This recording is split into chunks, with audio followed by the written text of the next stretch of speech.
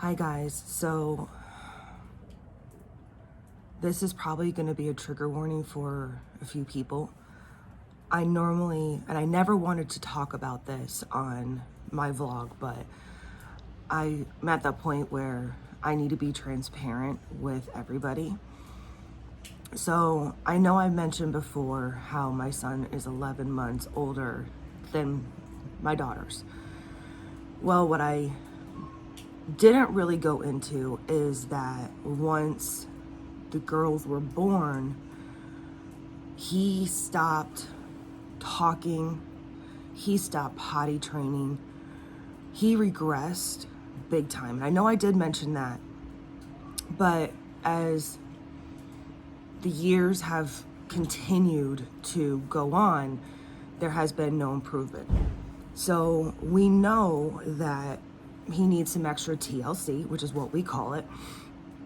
And when we were in Vegas, we had him evaluated multiple times for different things. And in the midst of that, they all kept saying, no, he's not this, he's not that. And yesterday, after months and months and months of waiting, we finally got all three of them into another intervention program to see if they qualify, what they qualify for, the services that they can receive, try to get them ready for, kindergarten and just improve on everything that they need help with. And so it's bittersweet because, yeah, they all qualify, but it's also frustrating when they tell you, when it comes to your son, we don't know what his prognosis is. We don't know if he's X, Y, or Z. He doesn't fall into one category for anything. They said he's very unique, which we know that. And in the midst of that, we also, good morning, good, how are you? Sorry, in the midst of that, they keep telling us everything we already know, where they say, oh, he's so intelligent, he's so loving and caring and affectionate and gentle. And the list goes on. And it's like, okay, which makes us happy to hear, knowing that he's intelligent, knowing that, that people can see that. But at the same time, it's frustrating because you try every day to work with him on talking, on eating with utensils, on trying to potty train. And for him to only say select words when he wants to is huge. So don't get me wrong, we are so happy that he's finally saying some words. But the frustrating part to us is when we're scared, not scared, that's the wrong word, when we're nervous about taking him out in public or group settings because he is not like every other kid. And the frustrating part, the hard part, the emotional part for us is we do compare him to other children his age. And we know that he's not talking like 4-year-olds. He's not interacting like 4-year-olds. And it's so mentally and emotionally exhausting. And then to hear people's comments to say, oh, what's wrong with your son? Well, nothing's wrong with my son. He just needs some extra TLC.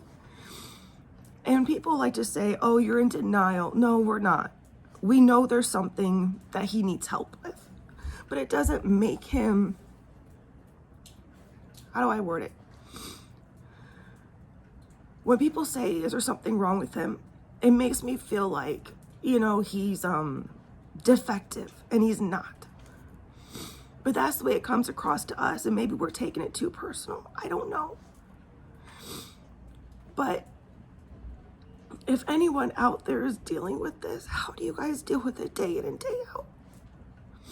Because now we have to wait another month and change to get him into the program where he goes 3 days a week, 2 hours a day. And yesterday when he was at the evaluations, he tripped and he hit his head right here. He has a nice red mark. And it got all of us so emotional because he was crying and the evaluator picked him up and said, "Are you okay?" And he looked her in the eye and he said, "Yeah." And we started crying. And the evaluators teared up because he finally said a word to somebody else besides us. And then their godmom came over yesterday when we got back. And I told her, I said, "Please don't take this the wrong way. But yeah, you're here a lot. You know how they are. So you get a good idea as to what we go through on a daily basis." I said, "But you really don't. No one does. Unless you're living and walking in our shoes 24 hours a day, 7 days a week, and trying to communicate with him and nothing works, you really have no idea." And then, she has two daughters of her own, which we love. I mean, hello, they're our nieces. Of course we love them.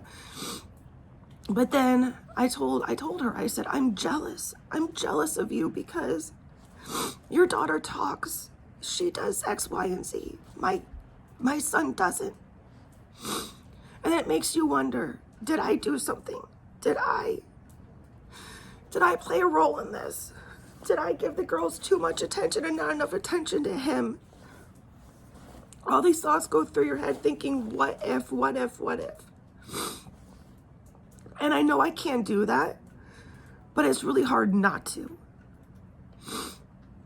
So that's what's been going on. It's just been an emotional battle lately. And I just wanted to share what's been going on because I have been missing, because this has been consuming us for months upon months. And I really didn't want to share it, but I feel like I can't be the only person out there in this situation.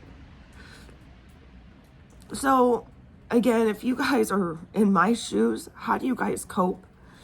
And if you are living what we're living, bless you, because it's not an easy thing to go through.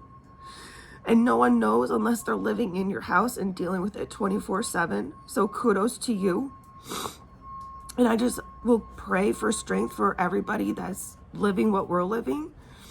But if you guys have any tips, advice, encouragement, please drop a line, make a comment, and we'll see what happens in the next month and change when all three go into the early intervention program, and we'll see if there's any changes on his talking and social interaction and potty training, and the list goes on. But I'm gonna finish my coffee before it gets cold, because God knows I need it. And I will talk to you guys soon, and you guys have a blessed day. And again, hang in there if you're living what I'm living, and bless you, because it's not an easy thing to go through. All right, bye guys.